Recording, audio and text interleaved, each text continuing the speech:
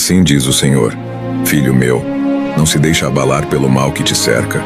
Preste muita atenção. Existem pessoas que te caluniam e te difamam, e existem pessoas que te ofendem e te machucam com suas palavras. Mas essas pessoas se esquecem de uma coisa: eu já te escolhi, e te consagrei com a minha graça e com o meu amor. E eu te declaro agora: fique em paz, porque nenhuma palavra que saiu da boca delas contra você vai te alcançar.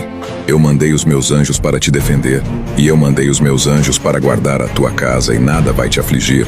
Eu estou te livrando de todo mal neste instante. As ciladas que foram armadas para você serão desarmadas, e o que era para te derrubar vai cair por terra. Nos próximos dias você vai receber uma grande vitória na tua vida, e isso será o meu agir na tua vida.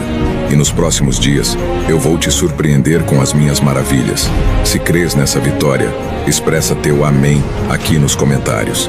Que a bênção divina te acompanhe.